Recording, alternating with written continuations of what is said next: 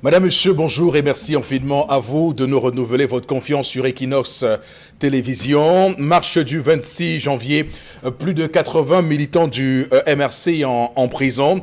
Les auditions au tribunal militaire se sont terminées tôt ce matin à 2 heures avec les inculpations pour les uns, mais surtout la mise sous mandat de dépôt provisoire pour d'autres et les uns qui ont été, comme vous le savez, libérés sous caution. Ça, on le savait déjà depuis hier. Ensuite, on a eu une autre vague de personnes interpellées le 26 janvier, libérées elles aussi sous caution.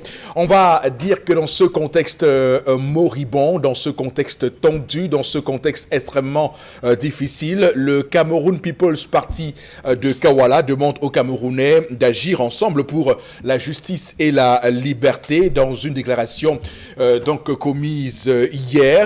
Des questions qui se posent dans ce vaste mouvement de protestation, comme le dit le CPP.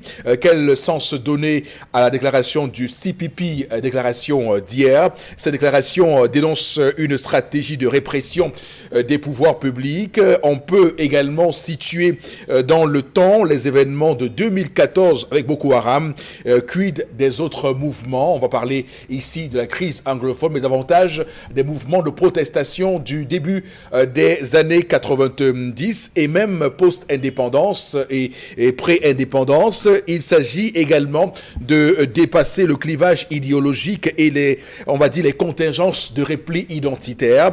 Et l'autre question qu'on pourrait se poser ce matin aussi, y a-t-il risque de radicalisation du mouvement politique légitime et non violent qu'on pourrait appeler ce matin mouvement pour la renaissance du Cameroun, le MRC? Y a-t-il risque de radicalisation? Y a-t-il nécessité de ne pas diviser les luttes dans un climat de suspicion avec certains qui estiment que d'autres opposants sont des pseudo-opposants ou des pions du régime? Donc toutes ces questions se posent à cette période charnière de l'histoire politique du Cameroun. Madame, Monsieur, en ce 14 février, nous sommes encore là sur le plateau citoyen. Toute l'équipe est en place. Je m'en vais donc vous présenter les membres qui constituent cette agora. D'abord vous, Monsieur Batchou Chalamel, bonjour et bienvenue. Bonjour, Monsieur Eric Fopoussi Ndegou. Bonjour à tous les téléspectateurs et un bonjour particulier au chef de l'État, son Excellence Paul Biya. À l'heure où le Rwanda vient à peine de fermer 6000 églises, on assiste au Cameroun à la montée de 3 armes de destruction massive. Les églises, on atteint le pic de 10 000. Les bars, snack bars, gargotes et circuits, nous sommes à 59 700 sur l'étendue du territoire. Les jeux de hasard, 20 catégories.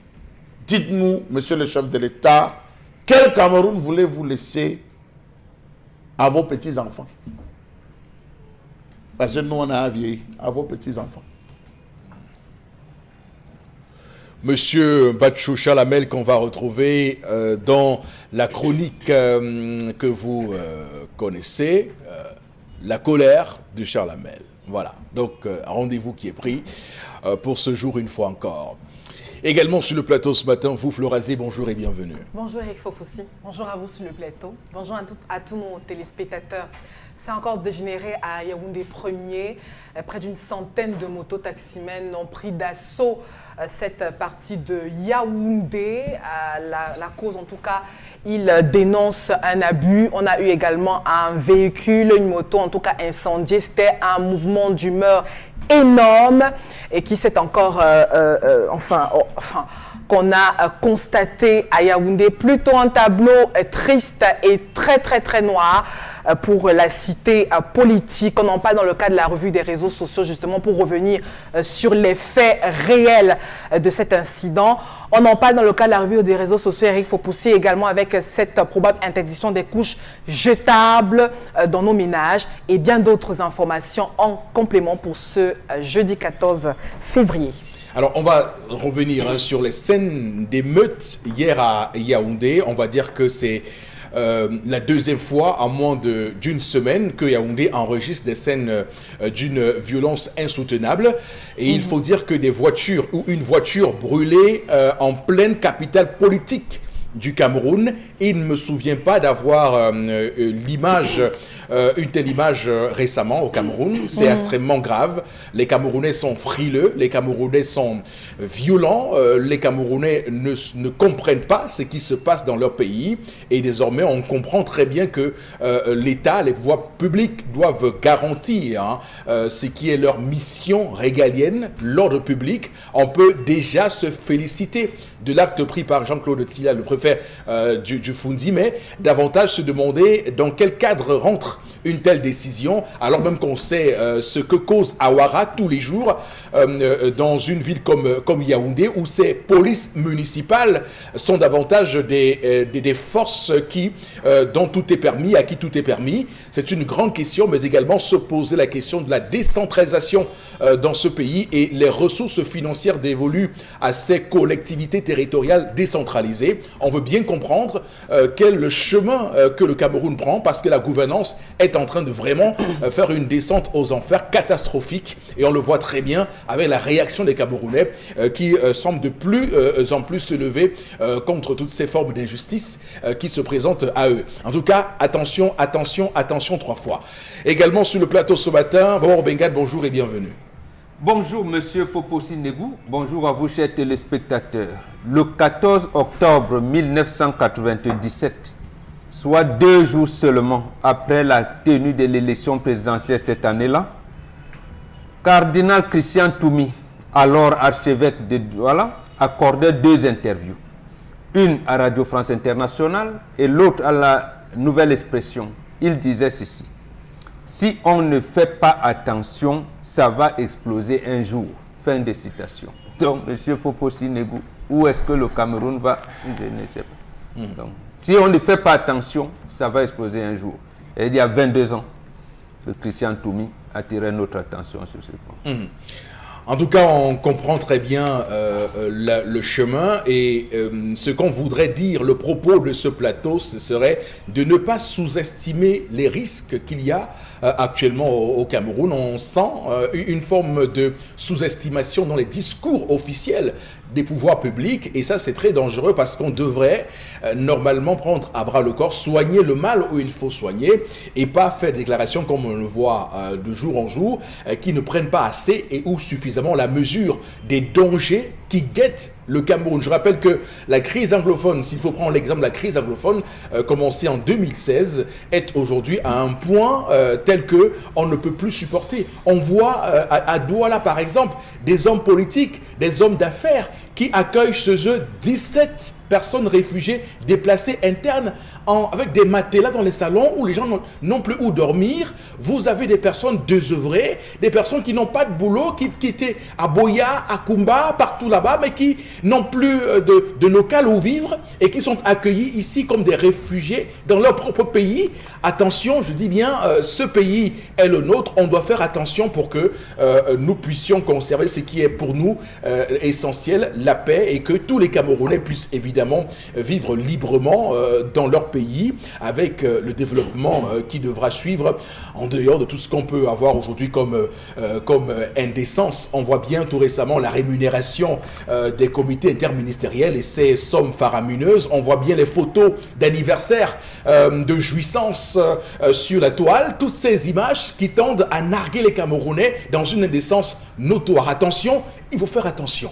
Alors, on va démarrer l'émission de ce matin, madame, messieurs, avec la première articulation. Il s'agit de l'histoire du jour et cette tendance que la voyageuse qui se met en scène. Bonjour et bienvenue. Bonjour Eric, semaine de l'amour, le jour de l'amour, les amoureux. Les amoureux sont là. Je vous salue pour ceux qui sont amoureux. Sauf qu'il y a un monsieur qui veut montrer qu'il aime, qu'il est amoureux. Il travaille en mer. Monsieur point, il travaille en mer. Pour le moment, il est là. Il travaille en mer. Monsieur point. Le matin, quand je sortais de mon quartier, il y avait un scandale pas possible. Je ne sais même pas si la dame est partie, si son épouse est allée au travail ce matin. Vraiment. Saint-Valentin. Qu'est-ce que c'est que la Saint-Valentin? Saint-Valentin, tu nous tiens. L'amour est mou. Le monsieur l'a montré, il a en train de montrer que Roméo et Julien n'ont rien fait. Et que ceux qui sont morts pour l'amour, ce n'était pas la vraie mort, que c'était le sommeil. Maman, le type est arrivé au Cameroun, le type est arrivé à Douala avant-hier, mercredi. Avant-hier, c'était mercredi, non? C'était mardi. Oh, papa, merci. J'ai une bonne...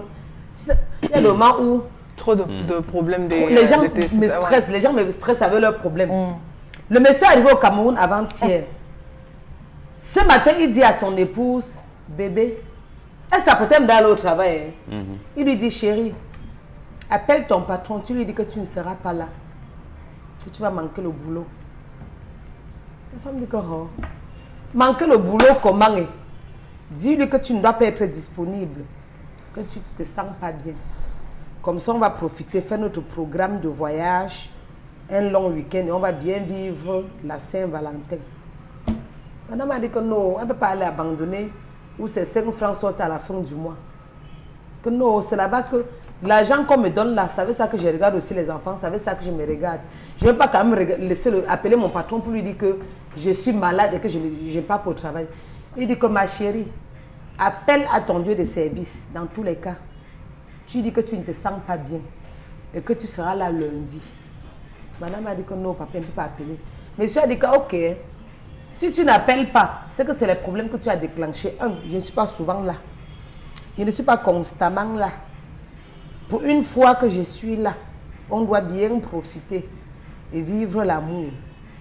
On va d'abord aller à la base navale, donc au piment. On braise le piment. En après-midi, on tombe à Kribi. Et à Kribi, on rentre dimanche. Donc, il a fait tout un programme de voyage que madame doit manquer le travail. Il dit à sa femme qu'en un an, si tu manques le travail une fois, quoi va faire? Voilà la Saint-Valentin qui détruit les gens. Bon. Le travail est impliqué dedans. Le patron est impliqué dedans. Monsieur n'est pas impliqué dedans. Madame est traumatisée. Parce que quand je sortais le matin, les deux étaient encore en train de discuter. Elle disait qu'elle ne peut pas partir au travail. Monsieur disait qu'au nom de l'amour, tu dois rester à la maison, faire ce que je t'ai demandé. Après le piment, on se balade comme on veut. Tu pars au travail constamment. Si pour une fois tu manques, il n'y a aucun problème. Pour moi, je ne vois aucun problème. Donc, papa, où est-ce qu'on doit mettre la Saint-Valentin? Est-ce qu'on doit nous suspendre la Saint-Valentin là? Parce que c'est quand même difficile qu'un patron reste, on l'appelle au téléphone pour dire que boss, je suis malade. Le matin, on vous surprend. Que ouais, boss, je voulais dire que je suis malade, je ne me sens pas bien. Je vais aller à l'hôpital, peut-être lundi. Est-ce qu'on doit d'abord faire le faux malade? Voilà le vrai mot. Est-ce qu'on doit faire le vrai malade parce qu'on veut vivre l'amour? Non, oui. Attends. Est-ce que c'est bien de mentir? Une femme qui ment, qui doit, son mari veut... C'est tellement compliqué. Hein? Yes. Ah bah, tu vois, c'est vraiment compliqué. C'est compliqué. Est-ce qu'on dit que ce n'est pas bien de mentir? Quand on ment, c'est pas bien. C'est mieux de dire la vérité. Tu mens que tu es malade. Et si la maladie t'attrape vraiment. Voilà. Est-ce qu'on doit mentir? Attends. Est-ce qu'on doit mentir à son patron? Les mots que j'ai comme ça pour poser aux téléspectateurs. Est-ce qu'on doit mentir à son patron quand on est malade? Tout ça parce qu'on veut aller fêter la Saint-Valentin à Kribi, au poisson. Est-ce qu'on va aller manger les gambas? Est-ce que monsieur a le droit d'imposer à madame de manquer le boulot pour qu'il parte au piment? L'amour est mou. Est-ce que c'est obligé qu'on fête la Saint-Valentin? Pourquoi même ce jour? Point d'interrogation. Eric Fopossi, je te laisse continuer. Vous avez tes téléspectateurs. D'abord, vous comprendrez que j'aborde ce sujet avec gravité parce que dans un contexte comme le nôtre où nous avons des compatriotes qui, pour avoir adhéré à un parti politique légalisé, autorisé au Cameroun, se retrouvent derrière les barreaux à Kondengui, je sois dans le besoin de parler du sens des priorités. Et lequel sens des priorités en ce 14 février d'ailleurs nous montre bien de quel amour pour lequel nous devons évidemment travailler davantage tous les jours. Cet amour doit être l'amour de la patrie, l'amour de ce pays, l'amour de ce Cameroun, l'amour d'un Cameroun prospère, l'amour d'un Cameroun où tous les Camerounais vivent, l'amour des gens.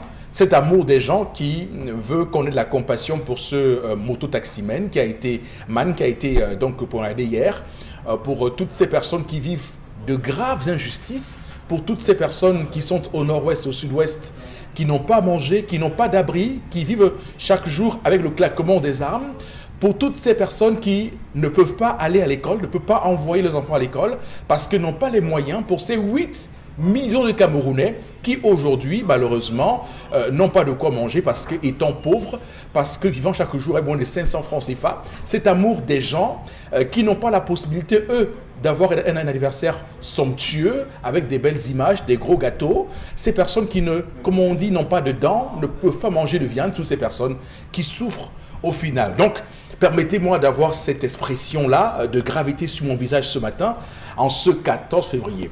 Chaque jour, c'est pas pareil, mais il est important de penser à ces Camerounais-là, à l'heure où notre pays est en train de basculer dans une forme de dérive liberticide. Mais bon, on va évoquer le sujet. On a donc le temps qu'on consacre à l'amour, le temps qu'on consacre à son conjoint ou à sa conjointe, surtout pour ce marin qui n'est pas souvent là et qui veut profiter de l'occasion pour passer un bon moment avec sa conjointe.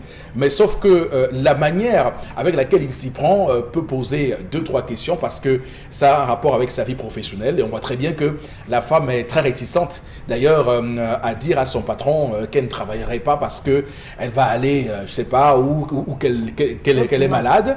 Voilà, la raison officielle invoquée. Notez bien que les patrons ne sont pas bêtes, ils ne sont pas idiots, ils ne sont pas cons. Ils savent très bien que nous sommes jeudi et que beaucoup font le calcul de que bon, comme c'est jeudi, demain c'est vendredi, autant me prendre un long week-end pour en profiter au maximum. Donc voilà, ils ne sont pas cons, ils savent ça tout de suite. Alors bon, Bengan, l'histoire de ce matin, donc voilà, est-ce que vous êtes de ceux qui vont condamner l'attitude de cet homme insistant qui souhaite mettre en déroute, induire son épouse en erreur sur le plan professionnel, ou direz-vous que c'est un sacrifice qu'on peut bien se permettre?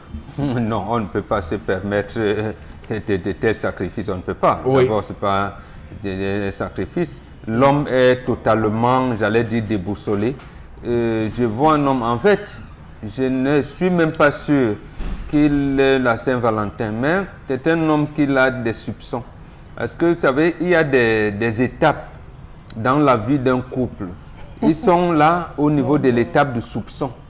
Ça existe. Quand vous venez de vous marier, il y a une étape. C'est-à-dire que l'amour, vous vivez à un moment, c'est l'étape de soupçon.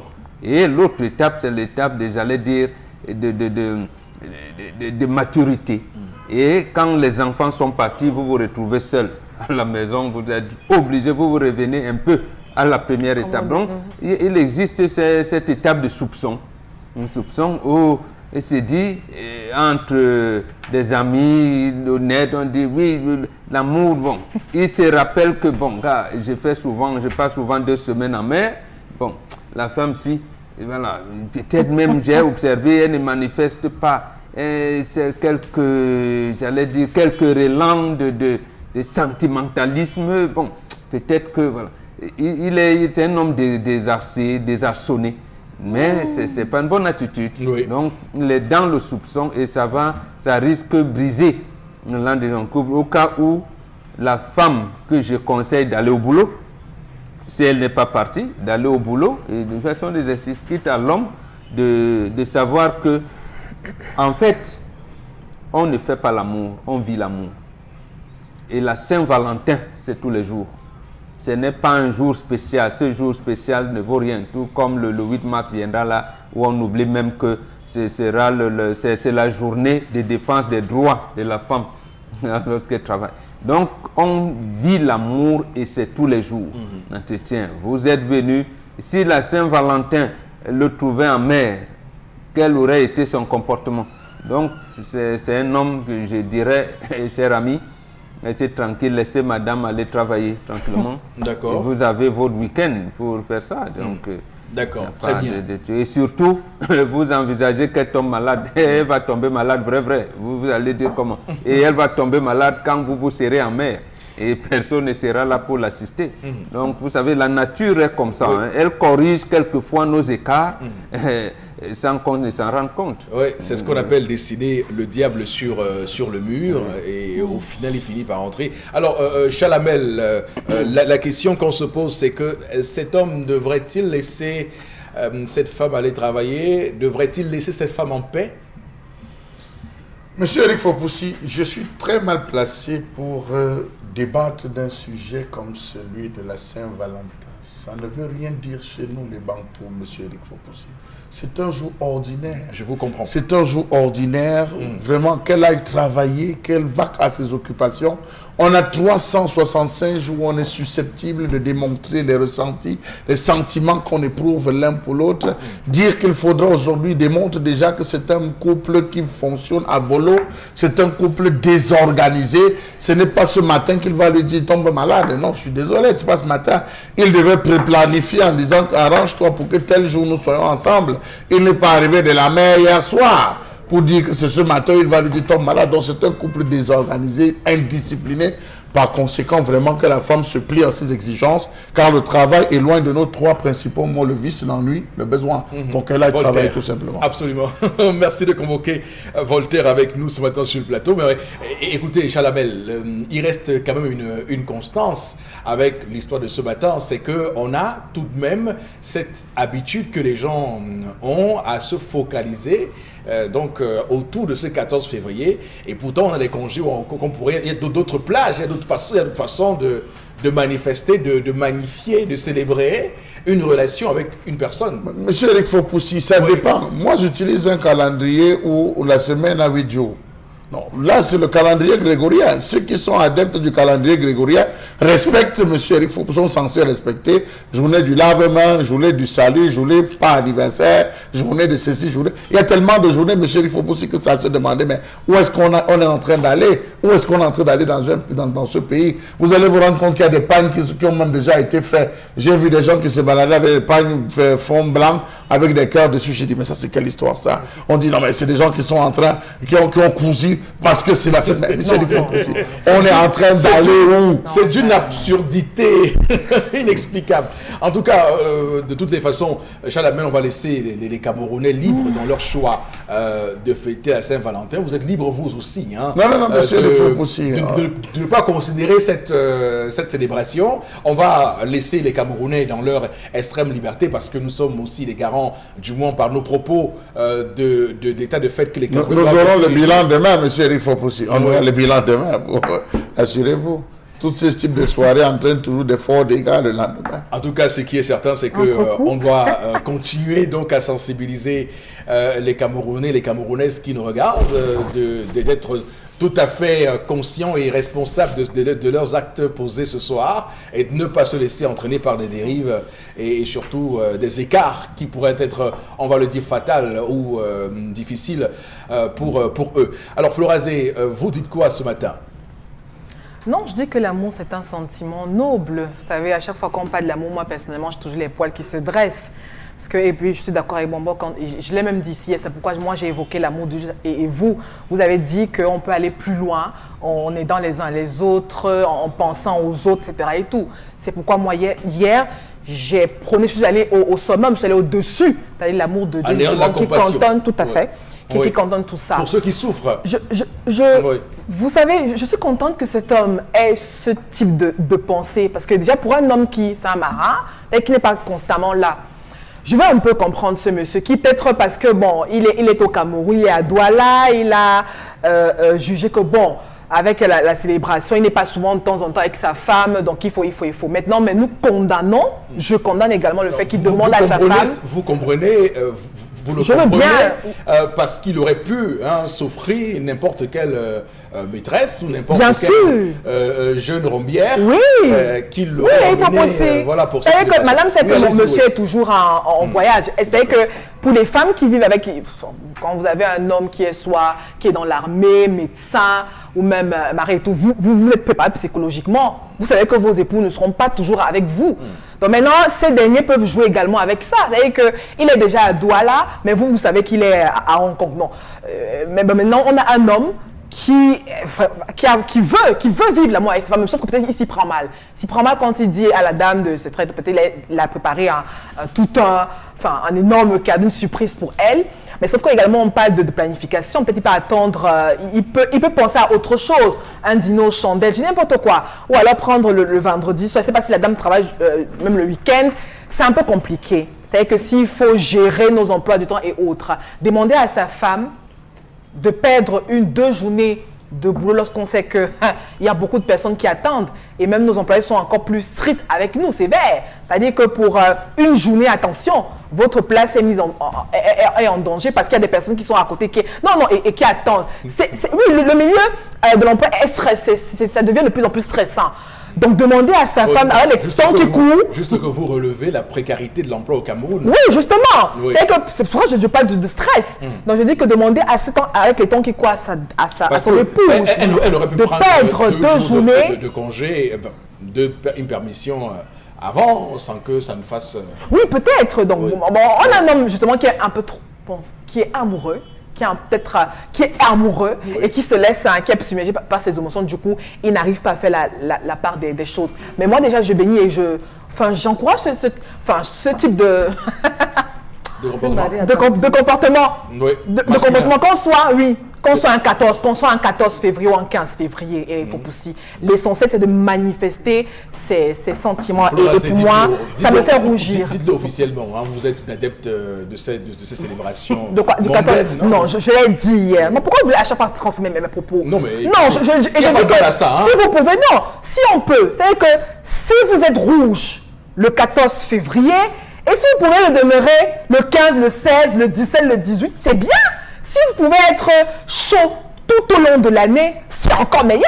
Si vous êtes chaud aujourd'hui et froid demain, ça pose un problème. Moi, je l'ai dit, cet amour ne doit pas, ne dépend pas des circonstances et il faut pousser. Donc, j'encourage, s'il est amoureux, de continuer ainsi, de multiplier ce type de... Oui. En fait, secrètement, je nourrissais l'ambition de votre assentiment à cette fête pour qu'on ne dise pas que ce plateau est éminemment anti-14 février. Donc, non, vous savez, moi l'amour, à chaque fois, je vous l'ai dit, l'amour, c'est un sentiment noble, il faut pousser. Et de plus en plus, vous allez le constater même quand lisez sur les réseaux, regardez nos comportements, l'amour fuit, c'est-à-dire que ce côté tendre nous fuit un peu. Donc, il faut essayer de mettre un peu de l'eau sur la cendre pour que pour éviter un incendie. Donc, l'amour vient apaiser les cas, adoucir. D'accord. Et moi, c'est pourquoi je prône justement ce type de comportement. Mais quand ça devient déviant au point de demander à son épouse ou alors à son époux d'aller prendre de faire de gros prêts, etc. et tout, parce qu'il faut absolument magnifier son amour. Non, je dis juste avec le strict minimum, parce que c'est ce qui provient du cœur qui est important. Et on peut le faire tous les jours, c'est encore meilleur. Mais davantage le 14 février. Pourquoi pas? Je veux vous l'entendre dire. Pourquoi pas? D'accord. Alors, Tendance est également sur ce plateau avec nous ce matin. C'est un jour spécial que si je ne fais pas ça aujourd'hui, hey, ma mère, peut-être demain, elle ne sera même pas là. Si vous ne me voyez pas, c'est que je suis moi limbe. Quand demain? Ça, on ne te voit pas demain? Dépend. Ça dépend de mon programme. Le lockdown. J'ai dit que ça dépend, et Inch'Allah, même. C'est un jour spécial. C'est un jour spécial, je comprends l'homme. Mais, Eric a demandé tout à l'heure, on peut me demander la permission. Rares sont les patrons qui prennent leur stylo comme ça pour signer la permission, peut-être de 2 à 3 jours. Il y a les gens qui travaillent de lundi à lundi. Il y a les sociétés où les gens... C'est une bonne raison. Oui, il y a les gens qui travaillent de lundi à lundi. Et les patrons aussi doivent comprendre que c'est quand même un jour où on fait de l'amour. Est-ce que eux-mêmes, ils ne sont pas amoureux? Si une fois par an, vous avez une employée ou un employé qui manque le travail, disant que je suis malade, quoi va faire? Laissez aussi l'employé pas vivre son amour. L'homme peut être comme ça que peut-être demain il va rentrer. Soit il rentre même lundi, soit il rentre même dimanche soir où il est. Il a envie de jouir il a envie d'être avec sa moitié. Il veut être avec sa moitié. Le mensonge n'est pas bien, mais il y a des moments où on manque quand même. La personne qui n'a jamais menti écrit ici pour dire que je n'ai jamais menti. Mais on ne manque pas pour rien. Ce n'est pas un mensonge aussi grave que ça. Tu peux dire, oui, tu es la grippe. C'est une maladie très contagieuse. Il y a des sociétés ou encore des métiers que tu fais que si tu attrapes la grippe, tu es obligé de rester à la maison d'office. Le métier que quand la voix ne sort pas, tu es obligé de rester à la maison, une comme moi. Si ma voix ne sort pas, il vient faire quoi? Il va parler à qui? Je vais parler, pas vous allez, qui va entendre? Tu veux t'asseoir au bureau? Qui? Non, je vais m'asseoir seulement. Tu veux t'asseoir au bureau? Non. Donc si demain mon patron ne me voit pas, Ouais. c'est que sur ma crédit, si demain on ne me voit pas dans mon bureau, j'aime dire à ma secrétaire que si demain elle me voit parce que je ne suis pas là, je ne suis pas là, on me cherche, qu'on ne m'a pas cherché. Les gens qui disent, je sais que les gens vont dire que Tana dit qu'elle est amoureuse, pourquoi elle est habillée en noir? Non, tout à l'heure sera à la morgue. Il va aller retirer le corps de papa Temenga. Le deuil de papa Temenga, il sera à la morgue aujourd'hui pour aller retirer le corps. Donc c'est un jour qu'il faut faire plaisir. C'est quoi tendance? Je veux dire que tu ne vas jamais cesser. C'est moi. En temps normal, l'amour, on doit s'habiller en couleur rouge ou rose. C'est ça. Bref, les cheveux sont rouges. Ça prouve aussi que je suis amoureuse. Moi, j'aurais bien tu habillé sans savoir si c'est l'amour ou pas. Ça fait partie de l'amour. Ça fait partie des clichés consuméristes parce qu'on veut cadrer les gens dans une forme de conformisme et les amener donc à consommer du rouge et du rose aujourd'hui. Voilà. Avec tout ce qui va être vendu comme gadget et tout ce que vous imaginez. La manière que je voulais être engagée aujourd'hui, c'est la levée de corps là qui m'a bloqué. Oui. Donc si vous pouvez faire plaisir, faites plaisir et que papa, si vous avez un employé qui n'a pas l'habitude de mentir, pour une fois, comprenez l'employé là. Laissez-le mentir. Mais à ce moment, il faut porter le noir tous les jours. Non, le Cameroun est en deuil. aujourd'hui. Même demain, il faut porter le noir. Le Cameroun est en deuil. D'accord, très bien. On va lire quelques messages ce matin, madame, monsieur. Florazé va se coller à cette tâche sur l'histoire de ce matin. Allez-y, Florazé. Voilà, si tout le monde demande la permission pour aller, c'est cette Saint-Valentin qui va donc travailler en entreprise ce jour. S'interroge notre premier intervenant ce matin. La vraie vérité de l'aliénation collective sur le 14 février, car nombreux ne savent pas qu'il perpétue une adoration païenne, nous dit cette toute autre réaction ce matin. Autre réaction, l'homme veut mettre en péril le travail de sa femme en passant. L'amour se vit tous les jours. C'est Mary qui réagit ce matin. Très bien. Autre réaction. Vous voyez qu'il y a un front qui est ouvert. Il y a un front anti-14 février, 14 anti-Saint-Valentin qui s'ouvre. Autre... Se sent aimé, oui. se sent romantique. Madou Amaroua réagit. Il nous dit il n'existe pas une civilisation universelle au nom de quoi les jeunes africaines fêtent la Saint-Valentin. Fêtent-ils la Saint-Valentin? Cette fête n'a rien à voir avec notre, je vous ai dit que notre matrice culturelle. Le front anti-Saint-Valentin s'ouvre ce matin. Oui. Si c'est un homme, il doit aimer sa femme pour toute la vie et non un jour de travail. Et non un jour pareil. Chaque peuple fête selon son calendrier linéaire. Ne détruisons pas nos foyers à cause de la culturation. Voilà. Je suis surpris que ce comportement vienne d'un homme.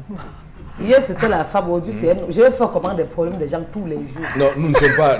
Laissez-moi respirer. Nous ne sommes pas pour la pensée unique. Il faut au moins qu'il y ait des pros Saint-Valentin qui nous écrivent ce matin pour défendre au moins cette célébration, Florazé. Vous avez à demi-mot essayé de défendre, mais vous avez vous aussi été un peu, comme on le dit, très dur avec cette célébration. Non, ça veut dire que... Non, on va dans les messages, pas vous. Non, dans les messages. Oui, la femme doit être difficile. On ne prend pas soin de vous, vous plaignez. On prend soin de vous, vous plaignez. Les femmes, oulala, Améry depuis village. Oui. Donc elle doit laisser son travail pour aller célébrer. Selon lui. Est-ce qu'il y a un couple qui ne fête que le jour de cette soi-disant fête Saint-Valentin? Pour moi, c'est une journée qui encourage des dépenses inutiles, de tromperie, ça et là. On y est. Attendez voir le bilan dès ce soir. Otis qui réagit depuis l'Adamawa. Oui. Si un homme est avec son épouse, écoutez, le front anti-Saint-Valentin se met en place. Allez, un dernier message. L'amour, bonjour à vous et bonne fête de l'amour au monde entier. Moi, c'est Vincent. Premier depuis Kribi, je profite de l'occasion pour souhaiter une bonne fête. Voilà, Saint-Valentin à vous. Donc, voilà, une personne qui c'est riche donc en défenseur de la Saint-Valentin. À ceux qui célèbrent à qui? Non, mais Chalabel, non, monsieur, nous ne sommes pas, Je le dis, je n'accepte pas ça. Ce n'est pas à moi que ça, c'est à vous. Ouais, Alors, si un patron doit accorder une permission à un employé, alors qu'il le fasse à tout le monde. Voilà, on ne pas tous alors. Merci beaucoup. En tout cas, il y en aura toujours comme Chalamel qui estimeront que la Saint-Valentin ne sert à rien. Donc forcément, Monsieur Eric Fopoussi, Monsieur Eric Fopoussi, laissez passer des jours comme ceci. Un beau matin, mettez à la maison une bonne rumba de Papa Wendo. Invitez votre épouse à danser dans la maison et dans la chambre, monsieur Eric Fopoussi. Vous lui donnerez le meilleur, vous lui donnerez le plus. Les Bantous sont de très grands amoureux. Florazé, je suis très amoureux. Florazé, vous ne connaissez même pas l'amour. Ah bon? Vous les occidentalisez aujourd'hui. Ah bon? Je vous donne un exemple. Vous la surprenez un samedi matin, alors qu'elle est en train de laver. Vous vous battez à faire un peu des yeux. Vous lui mettez un bon papa Renaud. Vous l'invitez à faire une danse, monsieur Eric Fopoussi. Ce sera ainsi que vous l'amènerez à célébrer. Attendre une journée inutile et fétide comme celle-ci pour l'inviter, lui demander d'arrêter le travail. Mais mon Dieu, on est où, monsieur? C'est bien d'avoir de temps en temps un bon tour en cuisine. Ok, merci beaucoup. Rassurez-vous que les plus grands guerriers finissent à la cuisine avec les femmes. À faire le pistache et à casser les arachides. Merci, Charles Hamel. Je dis, les plus grands guerriers se retrouvent à finir à la cuisine, à aider leur épouse à casser les pistaches et à faire pour dire que c'est vous qui le dites tout le temps ici, Charles Hamel. Ce que vous dites est très dangereux parce que vous allez... Monsieur c'est vous qui le dites tout le temps ici, Charles Hamel. Nous obliger à... Non, mais c'est pas Non, ça doit être, c'est naturel. Les grands guerriers finissent à la fin avec les femmes, parce qu'on passe à l'étape de l'amitié. À un moment donné, vous devenez frère. D'accord, très bien. On va arrêter là pour cette histoire du jour de ce matin, madame, monsieur. Voici la colère. Voici la... Monsieur et dames, d'accord. Voici la colère de Charles Hamel.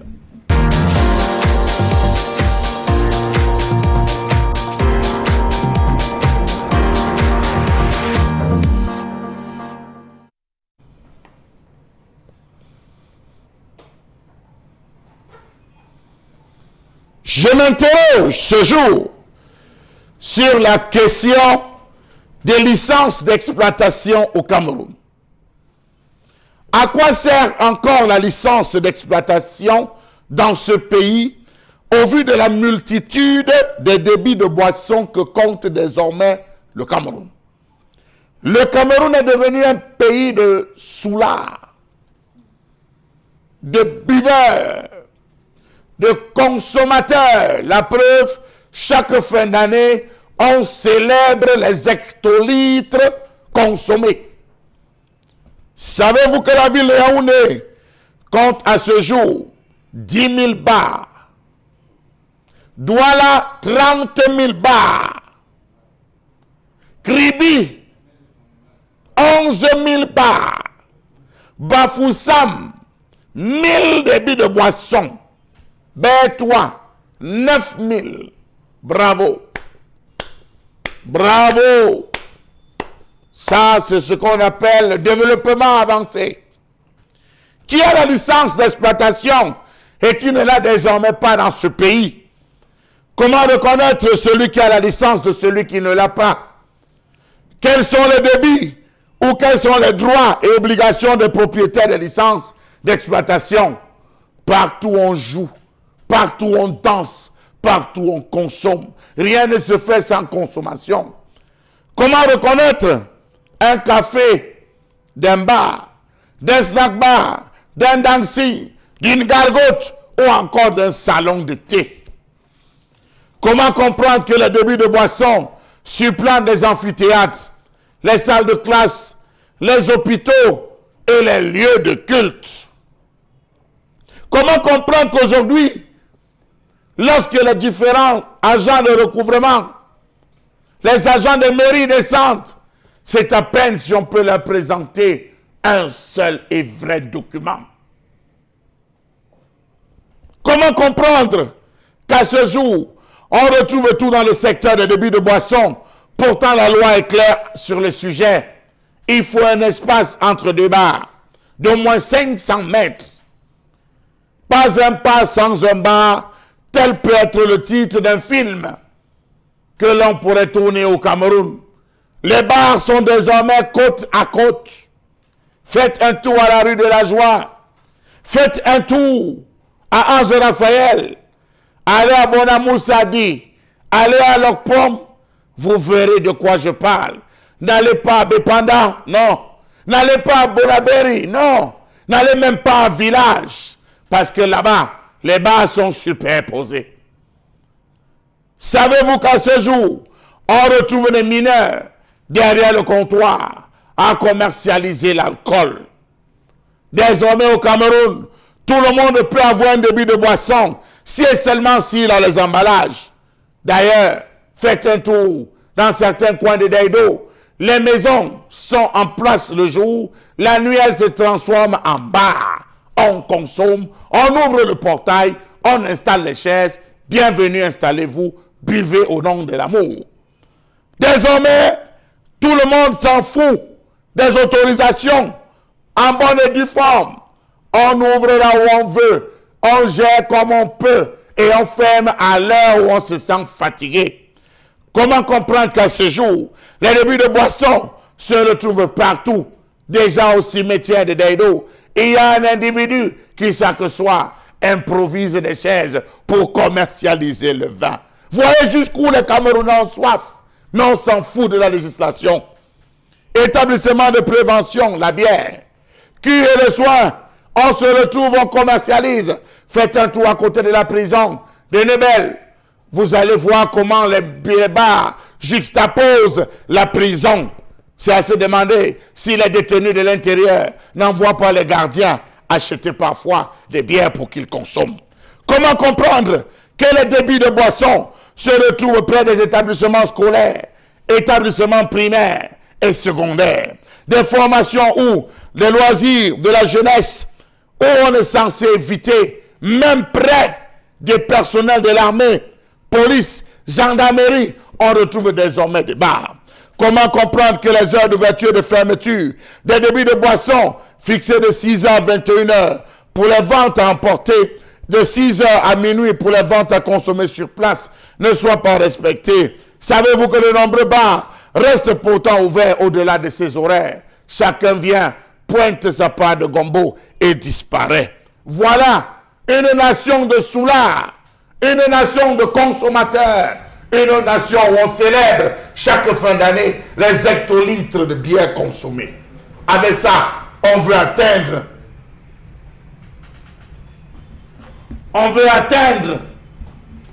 les objectifs d'émergence en 2035. Mon œil. Et l'image est tout à fait conforme à la réalité. Les Camerounais qui boivent beaucoup, les Camerounais qui boivent autant que l'eau qui coule dans la Sanaga. C'est pour dire que c'est complètement tout à fait terrible. Alors, je voudrais juste partager avec vous, Chalamel, cette image d'un snack bar VIP de Douala. Je dis un snack bar VIP de Douala. D'habitude, là-bas, on consomme la bière à 2000 et 2500 francs. Ce que je vous dis, c'est réel.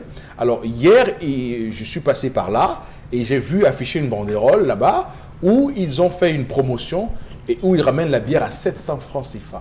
Alors, je me pose la question de savoir qu'est-ce qui a bien pu leur arriver pour qu'on quitte d'un standing de 2500 francs la bière à 700 francs CFA la bière. Donc, c'est pour vous dire que les gens sont dans une surenchère et on le voit très bien. D'ailleurs, le terme bière est aujourd'hui utilisé par les plus grands marketistes. Souvenez-vous de ce cinéaste qui avait lancé une opération de cinéma au prix d'une bière pour mieux appâter les Camerounais.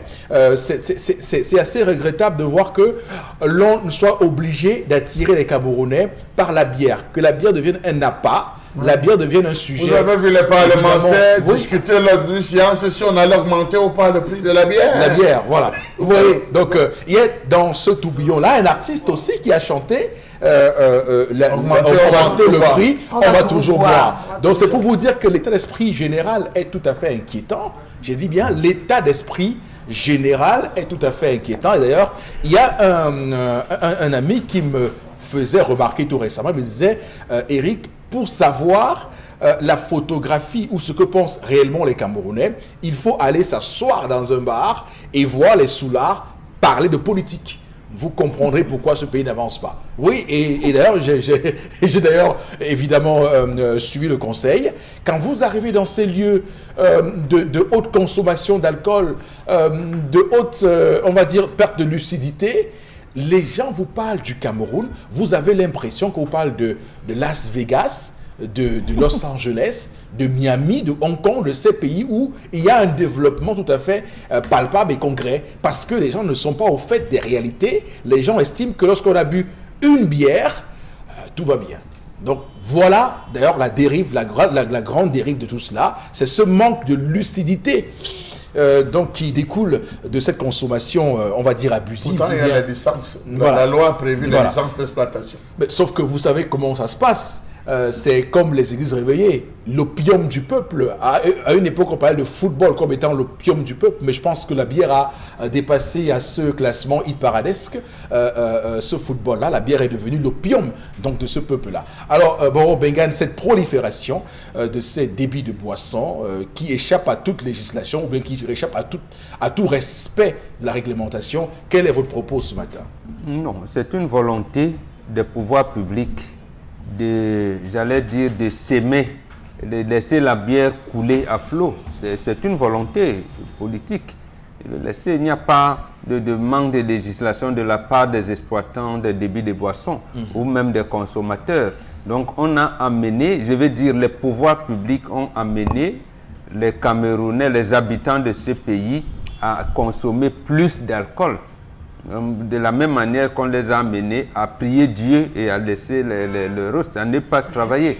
C'est une volonté politique. Je pense que la loi de 1977 qui régit notamment les activités scolaires et périscolaires instruit, alors dispose que on ne doit pas construire un débit de boisson à côté d'un établissement scolaire. Et les licences d'exploitation des débits de boissons sont délivrées par les autorités administratives. Et on nous dit qu'il faut approcher l'administration des administrés. Ça veut dire que les autorités administratives qui sont plus proches des populations, parce que les sous-préfectures et les préfectures sont à côté, et ils ont des relais locaux qu'on appelle les chefs d'auxiliaire d'administration qui sont dans nos quartiers. On a encore ajouté les chefs de bloc. Donc, la licence d'exploitation de débits de boissons obéit à une réglementation qui commence d'abord par l'enquête de moralité, ensuite une visite des lieux pour voir est-ce qu'il y a un endroit où les consommateurs peuvent se soulager ou pas, ainsi de suite, ainsi de suite. Et en plus, on doit vérifier est-ce qu'il n'y a pas une église à côté, est-ce qu'il n'y a pas un établissement scolaire à côté. Bon, l'autre question qu'on pourrait se poser ce matin, c'est que, et qu'on pourrait vous poser à vous ce matin, c'est de dire qu'un pays comme l'Allemagne est un pays où on boit normalement beaucoup plus d'alcool que le Cameroun. D'ailleurs, il y a un classement où je me rendais compte de cette défaite. Mais qu'est-ce qui fait la différence entre là-bas et ici? La différence, on le disait, je pense, hier et avant-hier, c'est quoi? C'est que l'Allemagne, comme l'Algérie, ils ont un consensus autour de la Constitution. En Allemagne, la Constitution voudrait qu'on ait des travailleurs. Et notre Constitution ne parle pas de ça. Notre Constitution nous renvoie dans les termes du genre autochtone allogène. La Constitution de l'Algérie dit que si tu veux être candidat à l'élection présidentielle, tu dois démontrer, si tu es né avant 1942, que tu as participé à la révolution du pays. Si tu es né après 1954 dans la révolution, tu dois montrer que tes parents n'étaient pas des traîtres. C'est ça l'Allemagne. La constitution en Allemagne, c'est que... Avec une telle construction, voilà, on peut avoir autant de bières qu'on veut, ça n'influe pas. Ça n'influe pas. D'abord, on a dit, et là-bas en Allemagne, il y a des bières, c'est vrai, même sur toutes les rues, on peut fabriquer la bière. Il y a des bières qu'on fabrique sans alcool. Sans alcool, et c'est contrôlé. Même la bière qu'on vend là, c'est contrôlé. Oui, il y a la bière sans alcool, il y a les bières, et même les consommateurs de bière, ils savent, ils ne manquent jamais le boulot. Tu ne verras jamais un Allemand. J'avais dit, j'ai vu quelque chose de terrible. C'est-à-dire, le feu est ouvert. Il n'y a personne qui passe dans la rue, mais le piéton ne traverse pas. Il dit, il ne traverse pas parce que c'est ouvert pour les véhicules. D'accord. Mais il n'y a aucun Attends, véhicule qui arrive, oui. Oui, il n'y a aucun véhicule qui arrive. Mais et tout le monde attend. Quand le feu sera au rouge pour les véhicules, c'est là où ils traversent. C'est là où ils traversent. Donc, vous voyez, et malgré le fait qu'ils vont plutôt là où ils boivent de l'alcool, mais c'est réglé précisément, c'est un état d'esprit qui est construit. Alors que chez nous, je prends même un cas, vous avez vu le cas, vous, des députés dernièrement, et la loi de finances arrive, le JICAM, le ECAM se plaignent qu'on ne les a pas mais ils disent que, mais, dis donc, il faut qu'on voit là, monsieur le ministre des Transports, il ne faut pas augmenter le prix de l'alcool, vous aussi. Ils demandent au gouvernement, ils supplient le gouvernement de ne pas augmenter le prix de l'alcool, vraiment, d'ici ça, il faut qu'on boive un peu. L'autre chose, les dirigeants de Bamboo Toast de Mbouda, ils disent, pour aller participer. L'équipe de football. Oui. Et dit, mais non, on nous a appelés autour de la bière pour les élections à la FECAFOOT. Nous, on ne part pas. On ne peut pas discuter les choses de football autour de la bière. Ça veut dire quoi cette histoire? Je vous dis, ils ont sorti un communiqué. Oui. Ils nous regardent. Ils disent, mais c'est quoi ça? D'accord. Vous voyez dans quelle situation. Alors, Chalabel, pour qu'on comprenne, qu'est-ce qui se cache derrière cette prolifération des débits de boissons? C'est de la corruption, c'est de l'argent que se font les uns les autres. Monsieur Eric Fopoussi, allez regarder qui est l'actionnaire majoritaire d'abord de ces différentes sociétés brassicoles. Tout à fait. Lorsque vous regardez, vous vous rendrez compte de qui est actionnaire majoritaire, vous comprendrez pourquoi il y a ce laisser-aller désormais. On laisse chacun faire ce qu'il veut, monsieur Eric Fopoussi. Oui. Ou lorsque vous arrivez même dans un bar, dans un service administratif, monsieur Eric Fopoussi, pour rencontrer une personnalité, on vous propose dès l'entrée, monsieur, on vous sert de la bière. Vous consommez, monsieur, on vous sert de la bière. Oui. Avant de rencontrer l'autorité, vous consommez. Je dis dans un service administratif, je vous le dis, on vous sert de la bière, pourtant on est censé vous servir de l'eau. Je vous parle avec mon cas. Moi, je n'ai pas souvenance de ça. Je vous parle de mon cas, monsieur. Je vous parle de mon cas, et on sert avec des canettes, monsieur Fopoussi. Ah, les canettes. Mais je vous dis, c'est de la bière. C'est de la bière, monsieur Fopoussi.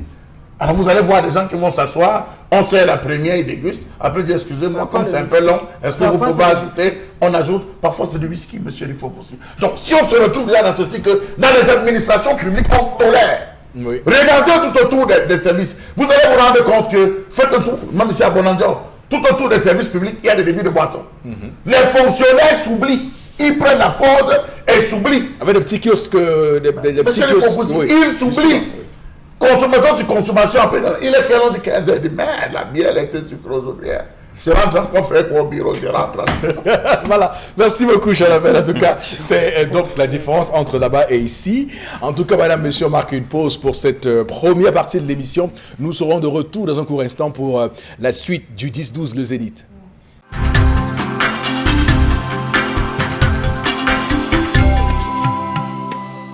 Madame, monsieur, pour cette deuxième partie de votre magazine 10-12 le Zénith, on va vous donner une information toute particulière, information évidemment à noter pour ceux qui nous regardent. Equinox Télévision change de fréquence et passe en mode haute définition HD.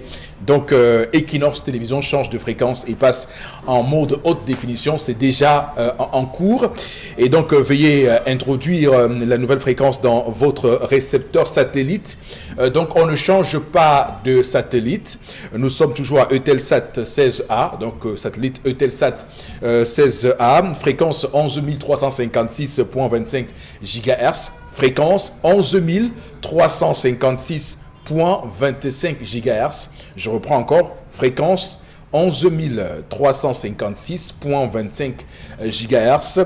Position orbitale 16 degrés Est. Position orbitale 16 degrés Est. Ça, c'est les paramètres à changer. Symbole rate 44 970. 44 970 M-Baud. Bon, pour ceux qui sont techniquement dans cette situation. Polarisation horizontale, FEC 3/5. Donc voilà les paramètres à changer. Je rappelle que vous ne bougez pas du satellite. Donc il y a 1, 2, 3, 4, 5 informations à changer. Donc fréquence 11 356.25 GHz. Position orbitale 16 degrés Est. Symbole RAT 44 970 M-Baud. 44 970 M-Baud. Polarisation horizontale.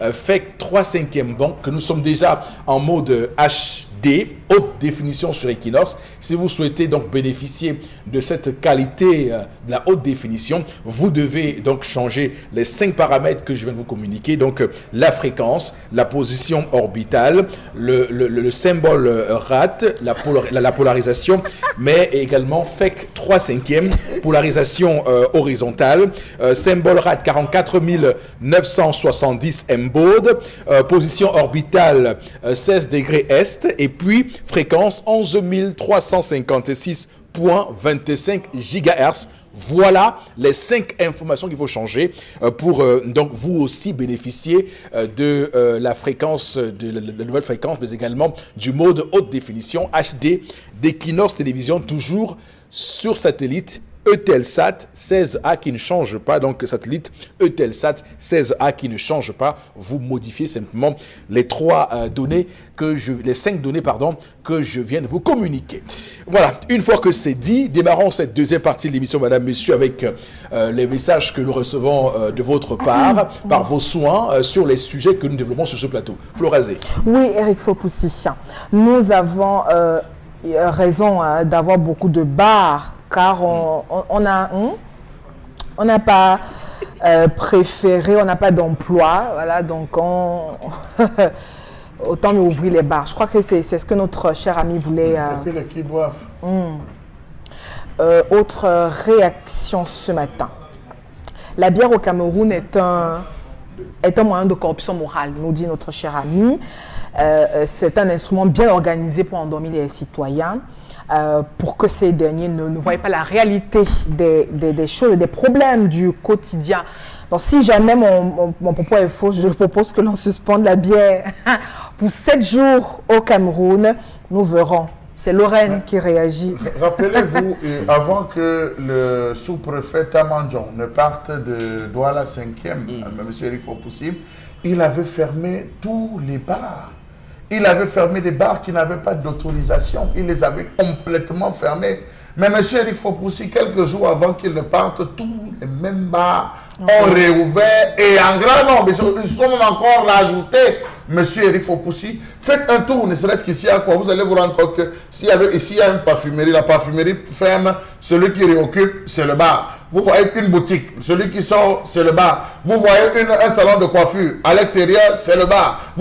Demain, vous posez la question de savoir, mais il y a cette multiplicité qui boit les licences d'exploitation. Je pense que c'est par là qu'on devrait commencer, M. Eric Fopoussi. Lorsque cette campagne de principe de descendre, présentez-nous votre licence. Vous n'avez pas la licence, on vous ferme tout simplement, M. Vous venez, Chalamel, ne vous contredisez pas. Vous venez ici de nous dire qu'il va falloir pour nous d'aller voir qui sont les actionnaires de ces sociétés brassicoles. Oui, je vous ai dit. Si ce sont des personnes, comme vous l'avez dit, qui ont une certaine, on va dire, qui ont des longs bras, des gros bras, des longs bras, pardon, la logique serait qu'on multiplie ces débits de boissons pour écouler la marchandise. Non, mais l'autre voilà. curiosité aussi, c'est le nom de baptême de bars.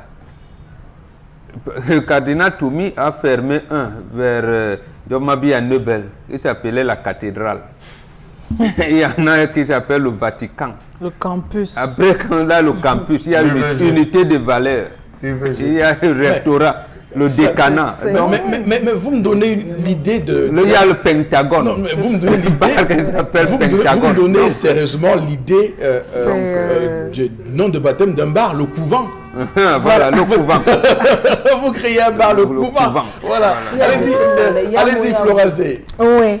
Bonjour à vous. En parlant de la prolifération des débits de boissons dans les services publics, c'est bel et bien vrai. Quand même dans les gendarmeries ici, à Berthois, les débits de boissons sont également présents. Et le pire, c'est même que dans les établissements, dans les cantines d'établissements scolaires, on consomme, enfin, comme essayer de la bière. C'est grave. À Melon, au lycée de Melon, les enfants boivent le sachet. Oui, on vend le whisky en sachet à Melon, au lycée de Melon. Les enfants boivent le sachet. Si vous appelez pas bon, on lui demande. C'est grave. Le sachet. Oumarani, je prononce bien, réagit. Le véritable problème est que les hommes d'affaires et les fonctionnaires se contentent seulement de leur boisson et ne participent pas au développement du pays et attendent tout du gouvernement, alors que les pays développés, c'est le contraire, nous dit-il ce matin. C'est vrai parce que ce que vous dites est intéressant. Il y a comme une hype dans l'investissement dans les débits de boissons. Quand chaque kidam a son argent, le premier business auquel il pense, c'est d'ouvrir un bar. Faut que ça change. Faut que ça change. On doit diversifier nos investissements. On doit industrialiser le Cameroun. On doit chercher d'autres secteurs qui sont porteurs, qui ramènent des devises pour le pays. Pendant les fêtes de fin d'année, on a encore vu une grosse prolifération des débits de boissons. C'est-à-dire que les gens ont transformé même leurs coûts, etc. et tout, pour accueillir des gens à consommer de la bière. À l'époque, dans les années 80-90, on faisait le distinguo entre les quartiers résidentiels et les quartiers d'animation. Pour ceux qui étaient à Yaoundé, on savait que lorsque vous voulez vous divertir, vous allez dans les zones comme Kana, vous allez à Madagascar, vous allez à Tinga. Il y avait des zones qui étaient comme ça aménagées où vous voulez manger le porc, c'était du côté de Madagascar. Les gens ne veulent pas vous asseyez, vous mangez le porc à ciel ouvert. Mais aujourd'hui, monsieur Eric Fopoussi, regardez la vitesse avec laquelle les bars se retrouvent dans des quartiers résidentiels. Faites un tour à Bonamoussa, dit monsieur Eric Fopoussi, le matin, lorsque vous allez faire le sport ou à Bonapriso, vous retrouvez des préservatifs jetés à même le sol. Vous retrouvez, on ne fait plus le distinguo entre ce qui doit être fait, ce qui n'est pas fait. Il y a une nouvelle, un phénomène qu'on va observer et qu'on doit observer, le phénomène des caves. Ah, voilà les caves. On va voir le phénomène des caves. Alors, je ne sais pas. Des caves, des billes de boissons. Parce que ces caves n'ont rien de cave à vin. Parce que, on va dire, je ne sais pas s'ils ont. C'est vrai. Non, on a transformé des caves en début de boisson. Oui, à consommation sur place. Oui, à consommation sur place. Alors qu'avant, ce n'était que pour une dégustation. Vous achetez du vin. Vous, en principe, ce n'était que pour déguster. Vous dégustez pour voir, pour essayer de voir la texture, etc. et tout. Et puis acheter votre vin. Mais c'est pas ce pays où les gens viennent boire. Ils s'asseyent 3 et ils boivent 10 bouteilles de vin. Mais c'est compréhensible. Voilà le mot. Vous dites 10 bouteilles de vin. Mais on nous a appris que le vin, c'est pour digérer, manger. Poser la question sur les autorisations, ils n'en ont pas. Pour poser la question sur l'origine, la provenance de ces vins, ils vont vous dire non, ça vient du Portugal, ça vient de ceci, ça vient de cela. Où sont les documents? Monsieur, consommez. Si vous ne voulez pas consommer, vous abandonnez. Souvenez-vous, monsieur Eric Fopoussi, que c'était dans une cave qu'on avait découvert ici même à Douala, des faux whisky, des whisky fabriqués sur place. Monsieur Eric Fopoussi, on évolue dans un pays où c'est le Wonderfulkistan. Chacun fait ce qu'il veut, comme il entend. Voilà. La preuve, vous voyez, vous faites un tour à Bonamoussa, dit, désormais, vous voyez des gens assis à l'intérieur, c'est climatisé, on décroche des bouteilles de vin, les gens consomment, une autre table, c'est une bouteille de whisky, que les gens consomment, 1, 2, 3, 4, 5, une table, c'est la bière. Une autre table, c'est la bière. C'est la bière. Donc, les caves sont devenues des débits de boissons. C'est une stratégie pour chercher les dos. Aujourd'hui, tu vois une fille qui a un shopping, il y a un frigo à l'intérieur, et elle a fait un cadre pour le bon vin. Oui, mais c'est vrai. Oui, non, c'est pour se chercher, Eric. Les temps sont difficiles. Il y a un bon au Cameroun. Non. Voici le shopping. Ici, tu accroches les habits. Le soir, tu mets les habits d'un côté. Tu mets les chaises. En même temps, tu fais un barbecue dehors. Tu fais le soya. Tu fais le soya, le piment. Parce que le piment, ça ramène les... Ça amène les... Non, mais... Charles Amel a parlé de quartier résidentiel. Moi, j'ai quand même vécu à Barenté. Là-bas, je vous assure, c'est quand même un exemple. C'est-à-dire qu'il y a une partie, oui, il y a une partie réservée pour un petit coin chaud. Vous avez dit où? À Baranté. Baranté. Il y a une petite partie quand même réservée pour... J'ai cru entendre Bonapriso. Non, c'est une ville quand Je vais même... vous dire que Bonapriso, c'est comme Les rues de la joie. Non, j'ai quand même vécu là-bas, mais vous savez, j'ai pris mon temps d'observer et de voir comment la population... Mais là-bas, c'est discipliné. C'est-à-dire qu'il y a un endroit réservé pour petits choux, piments, etc. et tout. Et la population est dans un autre compartiment. Voilà. Et chacun vit paisiblement. Voilà. J'ai fait le tour. Et justement, voilà un exemple. Voilà un exemple. Est-ce qu'on veut nous dire qu'à Douala, on est tellement... Les autorités sont dépassées à cause de l'exode rural et tout? Non. C'est ce qu'on veut nous dire. Parce que pratiquement dans tous les quartiers, vous ne pouvez plus vivre paisiblement. Je dis, le bar est en bas. Vous ne dormez même pas. La nuisance sonore est... Les enfants font comment c'est terrible. Non, les rues de la joie de Douala, les autorités savent que ces gens n'ont pas les licences de bar dancing. Même si c'est les bars dancing, vous fermez à une certaine heure. Pourquoi on vous laisse jusqu'à le jour? Et puis pourquoi mettre la musique, les décibels à un niveau insoutenable? Et puis, ce qui est regrettable, c'est que la musique qu'on y joue n'a rien à voir avec la culture camerounaise. On vous met les Davido, les whisky, où c'est les whisky? Et c'est chacun, c'est une concurrence. Est-ce que vous avez mis le volume à 40 là, à côté, votre voisin, votre voisin, il met à 100, l'autre, on ne s'entend plus. Je dis, monsieur Eric Fopoussi, vous arrivez à Bonamou Sadi, je n'ai plus reconnu Bonadé de Bonamou Sadi jusqu'à, je crois, le carrefour des immeubles là. Tout le long qui est là, jusqu'au carrefour des immeubles. Mais monsieur Eric Fopoussi, vous arrivez ici, vous voyez deux, trois snack bars collés. Vous arrivez ici, vous trouvez tel autre nom. Vous voyez des gens assis qui consomment collés à ça, c'est de la musique. Mais vous vous demandez les gens qui vivent là-bas vivent comment? Est-ce que ces gens ont des licences d'exploitation? Vous attendez, vous restez là pendant 1 heure, 2 heures, vous voyez le premier pick-up ici, qui gare, on entre, le gars sort, il salue, il part. Deuxième pick-up qui arrive, gendarmerie, on sort, on salue, il part. Troisième pick-up.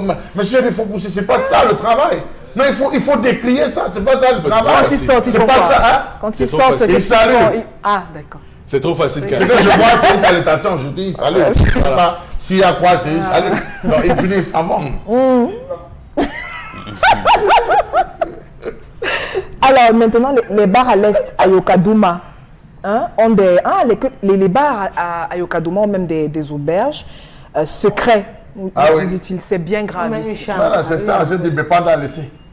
Bepanda, ça c'est Bepanda. Et le Belge, c'est les connaisseurs qui savaient. Dès que vous buvez là-bas, dès que vous buvez, c'est le barman qui vient vous dire, monsieur, il y a un peu de tout. Si vous voulez tout, rapprochez-vous de moi. Non, mais ce que vous dites est extrêmement grave.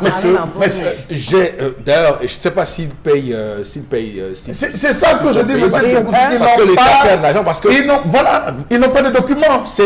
J'ai un voisin, je ne sais pas si c'est un voisin, mais c'est pas loin mais le monsieur a ouvert un bar. Ouais. C'est un bar normal. J'y vais souvent. Mais j'ai mis 2-3 ans. Mais ce n'est que tout récemment que j'ai su que c'était un lieu où les gens vont faire des passes. Ah oui. Vous savez, moi je pensais que c'était. Moi je pensais que quand les gens se lèvent pour entrer, c'est qu'ils vont aux toilettes. Moi je pensais qu'ils vont. Voilà. Pendant 1 heure. Monsieur Fopoussi, pendant 1 heure. Non, vous savez, vous ne pouvez pas imaginer. Vous ne pouvez pas dites d'ailleurs. Voilà, tu ne comptes pas quand même. Vous ne vous connaissez pas. Est-ce qu'il est entré là? Voyez jusqu'à quel point on se retrouve à fouiller des poches, à aller augmenter des prix sur ça, augmenter des prix à gauche, alors qu'il y a des gens qui évoluent dans toute impunité. Si on avait limité et que chacun avait une licence d'exploitation, monsieur, vous devez avoir une distance d'au moins 500 mètres pour qu'on puisse vous donner un bar. Monsieur, vous ne pouvez pas ouvrir parce que les nuisances sonores, quel type de matériel? Est-ce que les gens peuvent faire facilement pipi dans votre bar? Monsieur, il faut que vous allez limiter beaucoup de choses et on aurait une génération d'intellectuels. Aujourd'hui, tout tourne autour de la bière. Gars, c'est comment? Tu ne me donnes pas une? Bon, gars, je suis en train de lancer, gars. Prends même une là, tu m'attends. Je suis en train d'aller.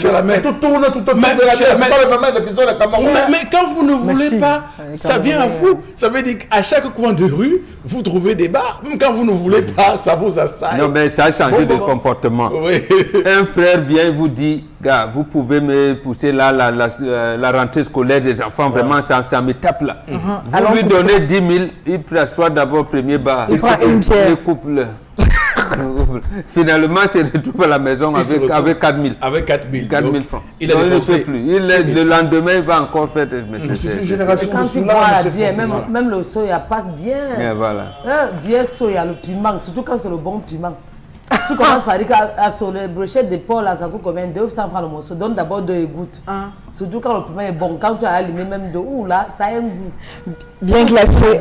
Alors qu'à la maison, les enfants ne mangent on doit fermer Manger. ces bars qui n'ont pas de licence d'exploitation. Vraiment, il faut qu'on revienne, on revienne à l'orthodoxie.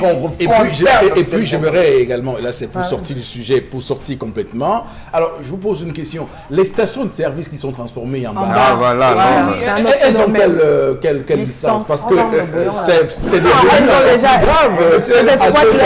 Nous avons décrié ça ici. Je suis allé même jusqu'à faire une comparaison avec ce qui se fait en Occident, monsieur le Fopussi. Je me suis rendu compte que dans les stations-service en Europe, c'est vrai que c'est des petites supérieures, mais tout ce qui est vendu comme boisson, c'est à emporter. Ce n'est pas à consommer sur place, c'est à emporter. Donc, c'est-à-dire pendant qu'on est en train de charger, on vous met du carburant, vous pouvez entrer, vous achetez 2 ou 3 petites choses, vous complétez et vous lancez à l'immédiat. Or, la différence ici, c'est que toutes les stations-service ont des tables, ont des chaises, vous pouvez vous asseoir à l'intérieur, siffler le maximum, décrocher votre téléphone, aussi vieux soit-il, développant des vibrations qui t'a fait exploser la station, comme vous voulez, sortir de l'enceinte là où vous êtes assis pour aller répondre sur le je ne sais pas si on appelle ça le tabac, la piste, monsieur le Fopussi, là on manipule, mais vous vous demandez, on est où?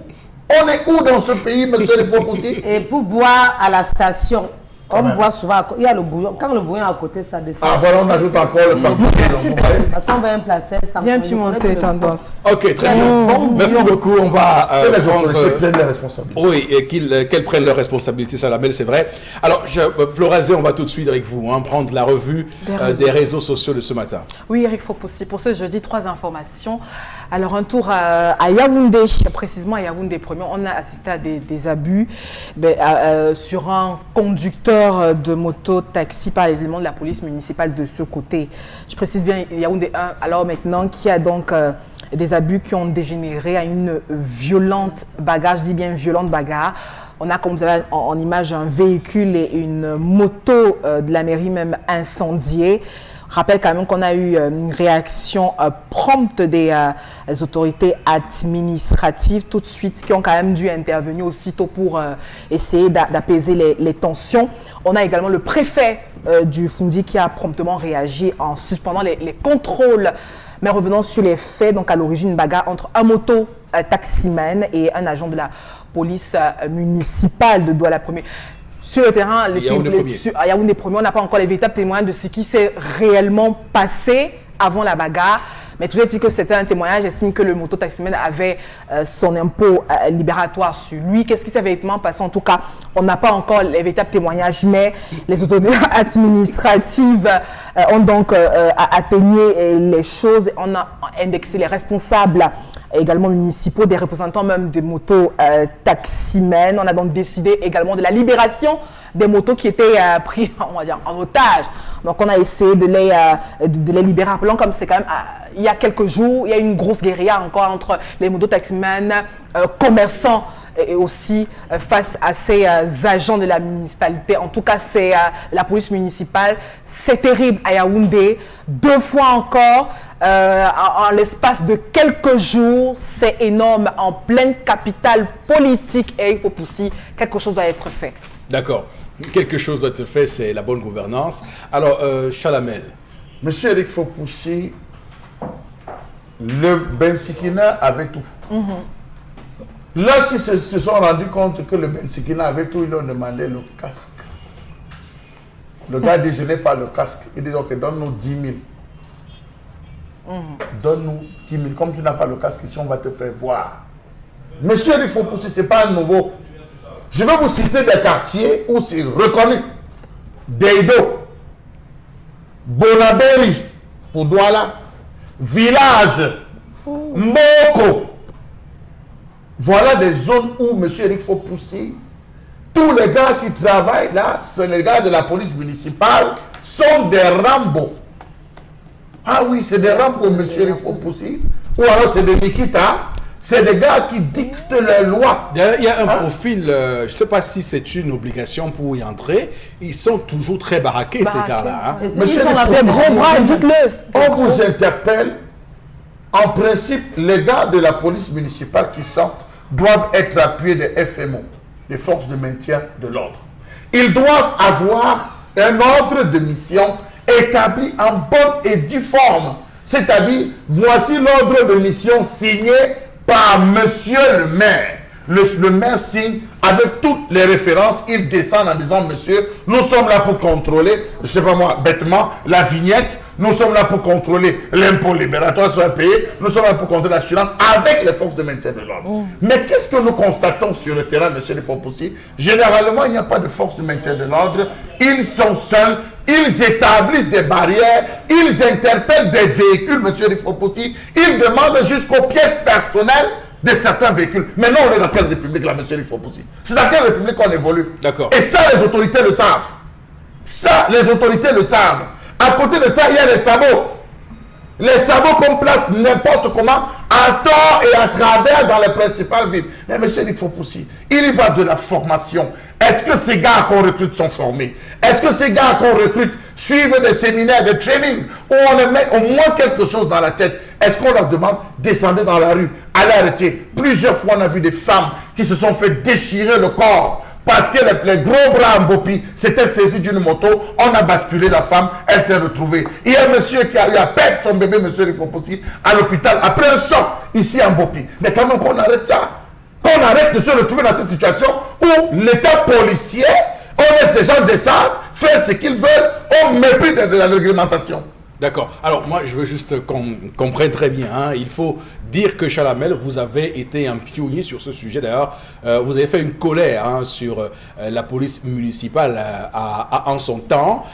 C'est vrai qu'aujourd'hui, le préfet de Fundi, Jean-Claude Tilla, vous donne raison puisque le préfet a donc suspendu cette police municipale pour 30 jours renouvelables. Mais bon, Bengan, la question que je veux vous poser ce matin, c'est de savoir quel problème pose ces scènes d'émeutes qu'on a vu hier, qu'on a observé hier à Yaoundé. Les citoyens camerounais, même les habitants qui sont ici, tout le monde est en colère. Tout le monde est en colère et l'expression de cette colère qui a été orientée, Dieu merci, par la conquête des voix électorales par les urnes, encore cette voie-là semble être bloquée. Regardez, observez même dans les taxis. Comment le langage est devenu violent. C'est violent partout. Et les Camerounais ont ceci de particulier qui sont matures. Mais et chaque fois, les citoyens sont provoqués par l'administration publique. Voilà ce qui se passe.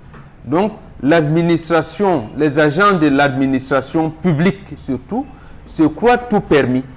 Et précisément parce que les citoyens ont adopté une attitude de dire moi, je suis sorti pour chercher mon pain. Je suis sorti pour chercher mon pain. Moi, je ne suis pas sorti pour chercher les histoires. Et ça fait 20 ans, 22 ans, 25 ans. On pense donc qu'on peut se permettre tout. Mais à un moment donné, comme disait Christian Toumi en 1997, parce qu'en 1997, les principaux partis d'opposition avaient boycotté.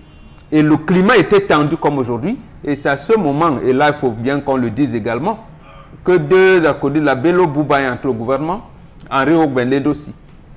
Mais pour soi-disant calmer, il n'y avait rien de calme. Il n'y avait rien. Donc, c'est resté couvé sous la marmite. Et un jour, ça va exploser si rien n'est fait. Donc, en fait, la température est électrique. Il faudrait qu'on calme. Oui. Les Camerounais n'arrivent pas à manger. Ils n'arrivent pas à se soigner. Ils ont ça en eux pendant 30 ans, 25, 30 ans, ça va être difficile à contenir demain. Donc voilà le problème. On vous parlera de... À un moment, les Camerounais ont même laissé ce qu'on appelle malgouvernance, le vol. C'est-à-dire que nous nous sommes accommodés au vol. On sait que, bon, gars, si on te nomme ministre ou gestionnaire de crédit, tu ne voles pas, on dit, ah, dis donc, toi, tu ne sais rien. Donc, on a banalisé. Et plus ce qui s'est passé dernièrement, c'est que le sac de ciment qui coûte 16 500, vous voyez, les citoyens rient. Ils rient, mais intérieurement, ils se disent, mais nous sommes où? Nous sommes où? Mais le fait inquiété. On est resté calme parce qu'on cherchait le pain pour nous se nourrir et nourrir les enfants. D'accord. En tout cas, l'écartement de la norme et la normalisation des écarts, on peut vous prêter ici des mots chers à Parce que c'est quand même compliqué une semaine seulement après l'accrochage avec les vendeurs, les commerçants du marché central, qu'on soit encore arrivé là. Et surtout, ce mototaxi. Regardez le comportement qu'on a eu, des témoignages relayés dans la presse, notamment Nouvelle Expression. Le gars dit, il a même laissé qu'on confisque et il viendra négocier plus tard parce qu'effectivement, il a avoué qu'il n'avait pas de casse. Mais il se rend compte que les clés de sa maison sont dans le porte-clés où il y a les clés de la moto. Il veut donc venir revendiquer qu'on lui remette les clés de la maison. Sûrement que le gars s'apprêtait à aller à la maison et venir payer ce que la municipalité demandait. Et c'est là où ça bloque. On ne lui redonne plus les clés de la maison. Mais confisquer la moto, confisquer les clés de la moto, mais remettez les clés de la maison. Voilà un petit incident comme ça. Et vous savez, l'arrogance qui anime ces gens-là, parfois aboutit au pire, comme on l'a vu. Absolument. Et quand le gars donc dit, à ce moment, tu es bon. Et il s'est donc livré à ça. Mais quand les citoyens arrivent à ça, il dit, où sa vie ne lui dit plus rien, ça devient dangereux. En tout cas, un mort sur le carreau, c'est quand même difficile à admettre, difficile à accepter. Je vous dis, c'est un... Oui, mais là, les autorités vous disent, est-ce qu'il serait mort? Est-ce qu'il y a même les preuves? Voilà de quel langage vient encore. Et c'est ça, encore ajouté à envenimer la situation. Et donc, les gens se sont relevés pour rien. Hein. Voilà. Bon, alors, tendance que... Oui. Et ça commence toujours comme ça. Oui, ça commence toujours un peu comme ça. Voilà la crise anglophone qui ne s'arrête pas. C'est les avocats qui ont commencé à l'époque là. Si j'ai eu une bonne mémoire. Si je ne me trompe pas. Même aussi, je me trompe, rien que moi, mon père, pardon. Les avocats ont commencé comme ça. Si on avait arrêté, ce que nous sommes plus à ce niveau. Voilà, et ce que les gens disent, parce que je te coupe à ma fille, c'est que les avocats ont envoyé leur mémorandum un an avant. Parce que ce n'est même pas parce que les gens pensent que c'est en 2016. Là. Ils ont envoyé ça en 2015, au moment où on avait affecté dans les notaires et les huissiers francophones. Un an avant, ça a couvé. Tout à fait. C'est un peu comme si on n'était pas mal. Et vous savez, l'arrogance dans ce pays à un tel niveau que parfois, et je me souviens à l'époque, les discours de ceux qui croient aimer ce pays, mais qui sont les personnes qui font le plus de mal à ce pays, des gens qui ont un patriotisme à géométrie très variable, qui avaient dit non, ils n'ont qu'à se soulever, le BIR va faire 2 jours là-bas et ils vont se taire. Nous en sommes désormais à 3 ans. Donc, attention, il y en a qui font... Dans ce pays, je ne sais pas ce qui arrive aujourd'hui. Et laisse-moi te dire que tout c'est l'entente. Nous ne sommes pas nombreux au Cameroun. Absolument. Nous ne sommes pas nombreux. Tous les jours, il y a mort d'homme. Le sang coule. Ceci a fait ceci. Non, ça ne nous plaît pas. On a mal. Toi, le Benskiner, là, pardon. Vous qui me regardez, payez vos impôts. Même si c'est l'impôt libératoire, payez un peu. Et vous qui vous placez en route, vous comme les drogués là, il faut savoir approcher les gens. Tant que quand on n'a pas payé les impôts, parlez-lui doucement, mon frère, tu attends, doucement. Parce que les gars là sont souvent, on vous donne souvent, dites-moi un peu. Arrogant et agressif. Dites-moi un peu, on vous donne quoi? On vous injecte quoi souvent? Parfois on tue sur une moto. Pour interpeller la moto, il faut qu'on la graisse. Embuscade, hein? Oui, non. Et là, il y a les papas, les hommes responsables comme vous qui méritent le respect. Même à un bébé, quand tu parles à un enfant, n'importe comment l'enfant te manque le respect. J'ai une question que je voudrais soulever ce matin. Est-ce que, au final, l'État n'a pas sa part de responsabilité là-dedans? Parce que est-ce que le fait de resserrer, de garder les pouvoirs au niveau central, les ressources, l'argent, parce que vous savez, ces collectivités territoriales décentralisées ont besoin d'argent. Est-ce que le fait qu'elles n'aient pas assez de ressources et d'argent ne leur donne pas cette... on le dit pour le regretter, ne fait pas en sorte qu'elles développent des stratégies encore plus draconiennes pour récolter un peu d'argent pour financer leur collectivité.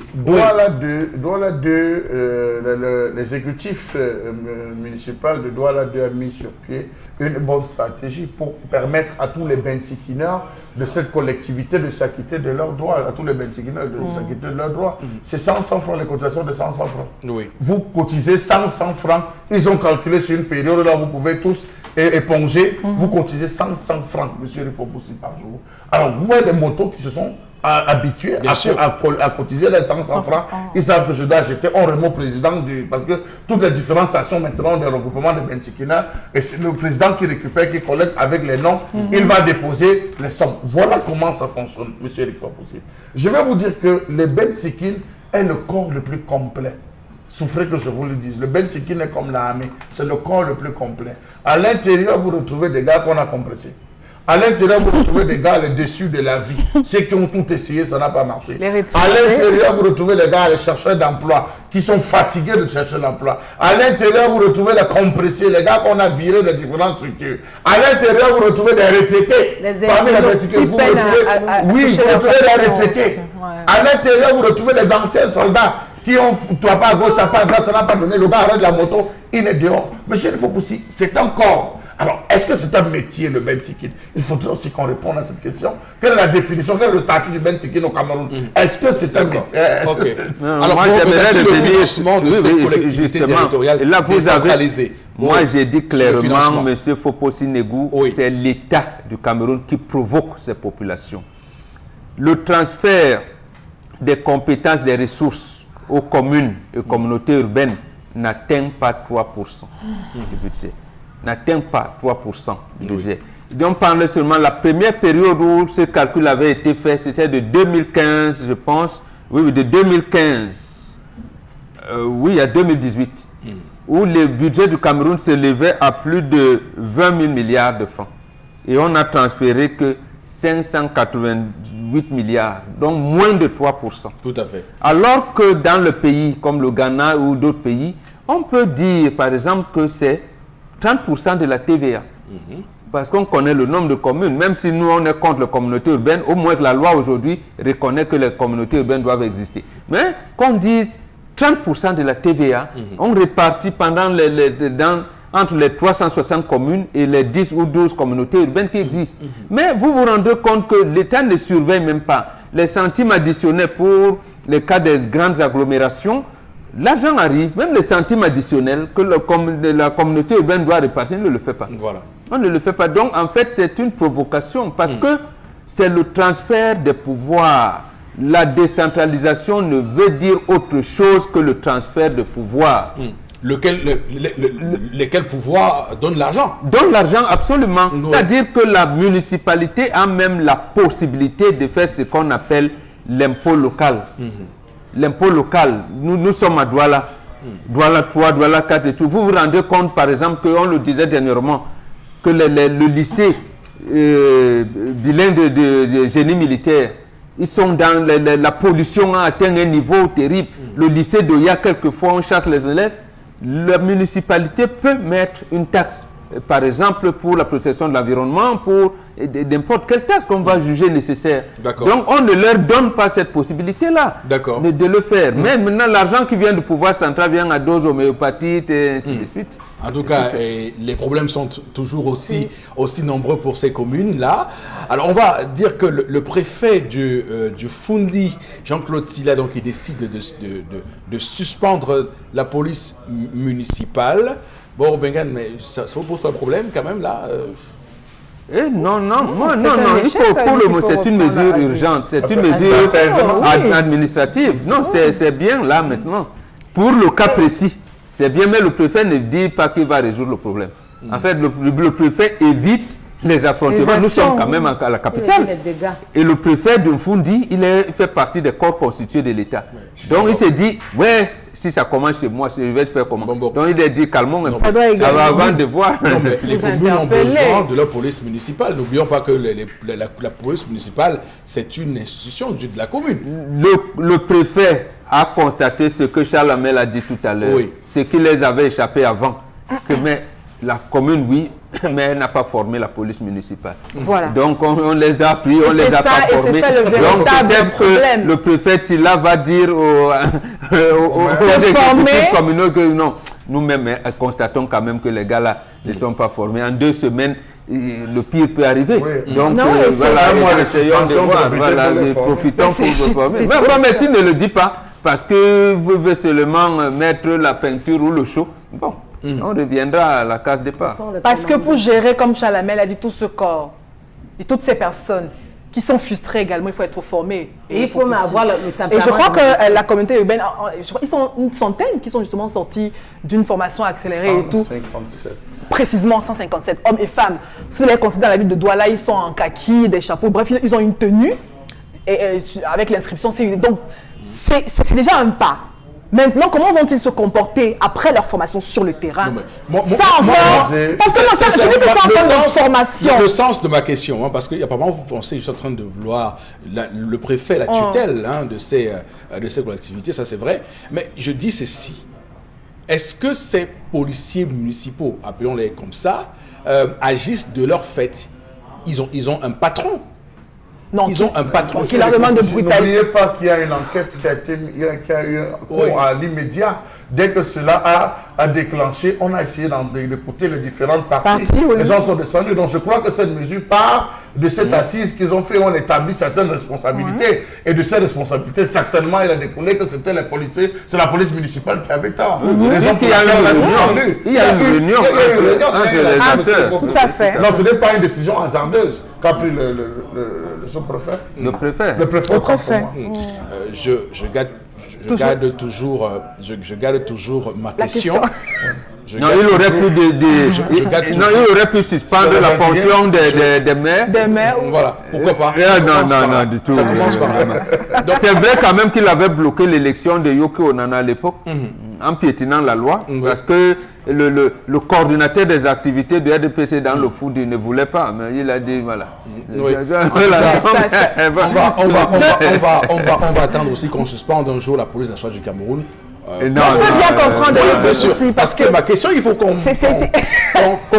le préfet, je pense qu'il va par étapes. Et c'est une bonne mesure administrative qu'il a prise. Maintenant, est-ce qu'il va instruire comme autorité de tutelle aux exécutifs communaux de former la police municipale? Va-t-il leur donner un délai? Bon, s'il donne un délai et que la police n'est pas formée, la police municipale n'est pas formée, je pense qu'il sera amené à prendre des mesures également administratives pour punir les exécutifs communaux qui ne cesseront pas exécuter à ces orientations. D'accord, ok, on va rapidement prendre l'autre information, Florazé, la dernière information. La dernière information, dans le cadre de la revue des réseaux sociaux, avec cette concertation qui a eu lieu il y a quelques jours à l'issue de cette décision qui prévoit dans à titre conservatoire la commercialisation, la suspension de la commercialisation des couches jetables importées au Cameroun. On rappelle quand même qu'il y a eu au cœur même de cette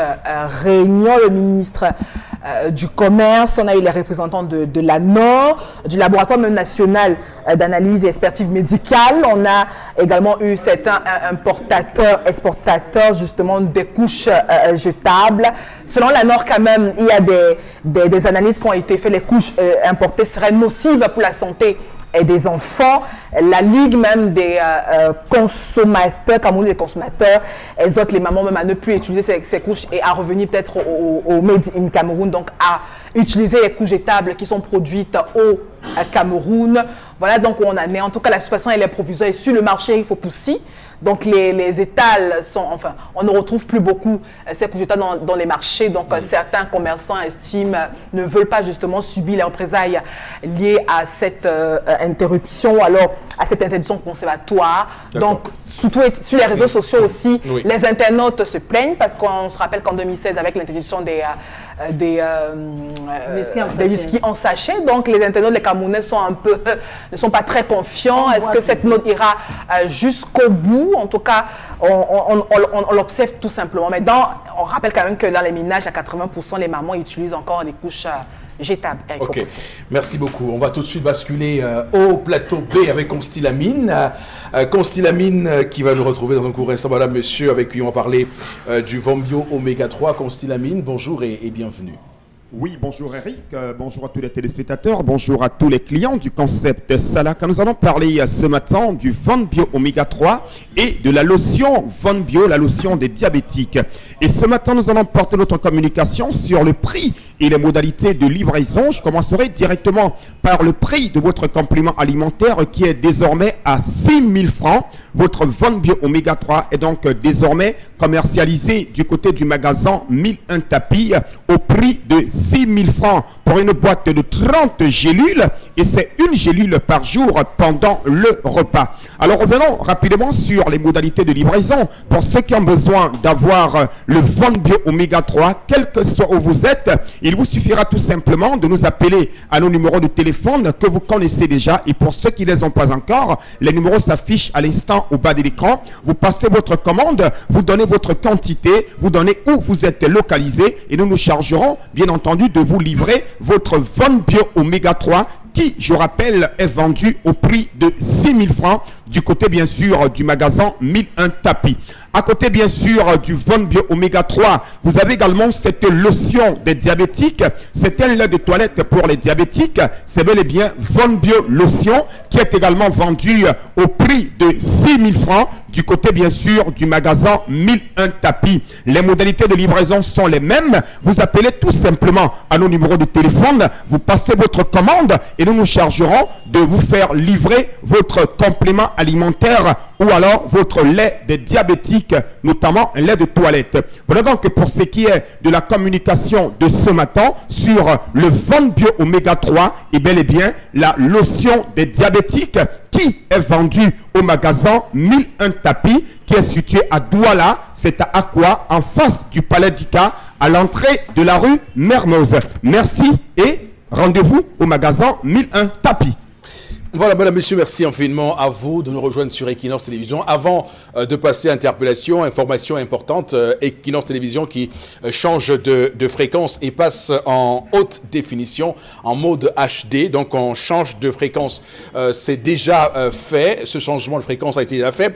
Donc, veuillez introduire la nouvelle fréquence dans votre récepteur satellite Eutelsat 16A, fréquence 11356.25 GHz, fréquence donc 11356.25 GHz, position orbitale 16 degrés Est, position orbitale 16 degrés Est, symbole rate 44970, symbole rate 44970 M bande, et puis polarisation horizontale FEC 3/5e comme vous l'avez à l'écran.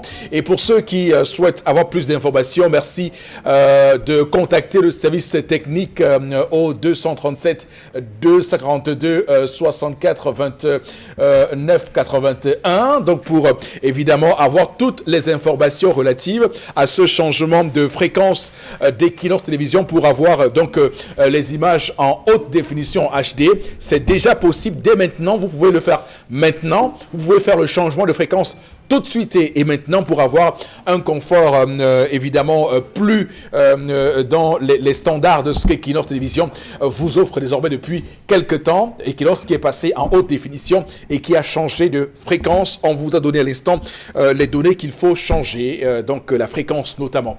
On va tout de suite prendre l'interpellation de ce matin, tout de suite.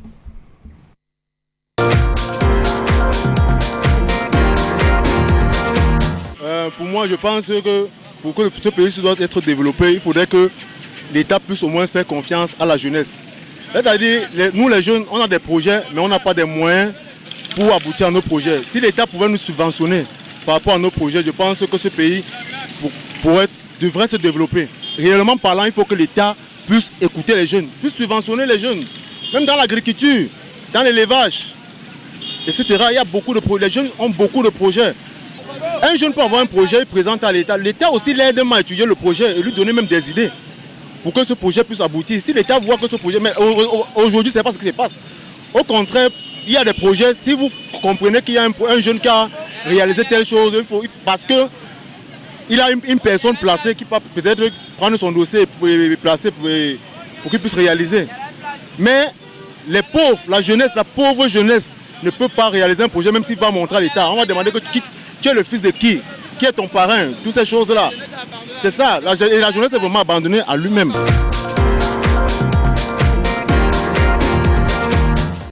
Alors, je voudrais signaler aux compatriotes que l'État du Cameroun a déjà mis en place donc des structures de financement de projets jeunes.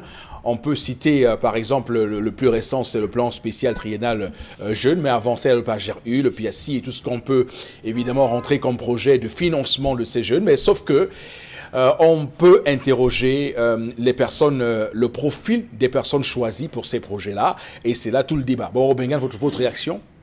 Oui, et j'ajoute à votre suite que si la décentralisation était effective, les lois de 2004 amenaient la possibilité pour les collectivités territoriales décentralisées qui sont plus proches des jeunes, de les encadrer dans toutes ces activités génératrices de revenus. Mais malheureusement, la décentralisation n'est pas effective. Parce que quand on dit l'État, les structures, il y a au moins 8 ministères en charge des jeunes, des problèmes des jeunes, mais chevauchement faisant, ça ne peut pas aller. Donc, le maître mot, je partage votre point de vue, c'est en plus de ça qu'on ait la possibilité pour les collectivités territoriales de les encadrer. Mais également, est-ce qu'il existe des banques agricoles? Le crédit agricole est fermé, je ne sais pas s'il en existe une autre, je ne pense pas. Banque des PME, je n'en sais rien.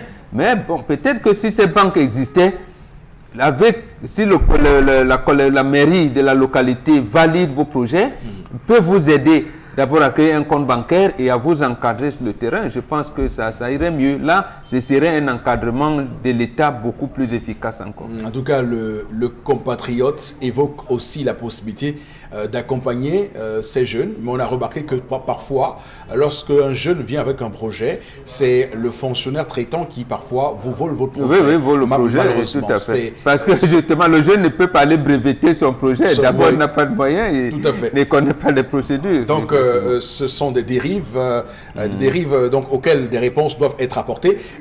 Chalamel, vous avez régulièrement traité de ces sujets-là.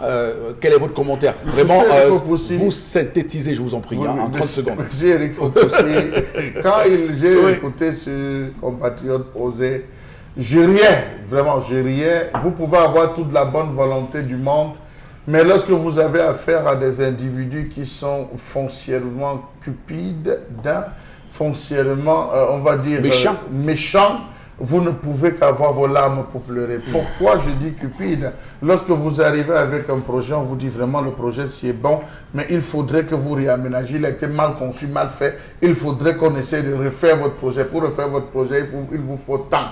Vous allez chercher ce temps que vous venez donner, on dit oui. Maintenant que le projet est bancable, pour que ça puisse passer, qu'on facilite que ça passe, il faudrait un autre temps. Vous allez chercher ce temps. Lorsque vous allez voir que vraiment, les gens d'en haut, les plus grands poissons sont venus monter sur le projet, sur ce projet, vraiment ça va passer, d'autres projets sont passés.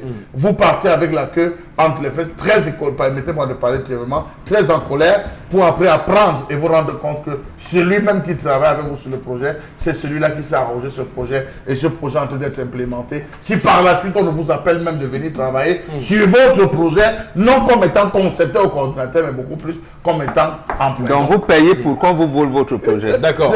En tout cas, on doit aussi, pour des mesures d'objectivité, dire qu'il y a quand même des jeunes qui sont un peu irresponsables. Oui, il me souvient un jeune qui a reçu un financement pour ouvrir sa menuiserie, qui a pris l'argent pour aller se marier avec.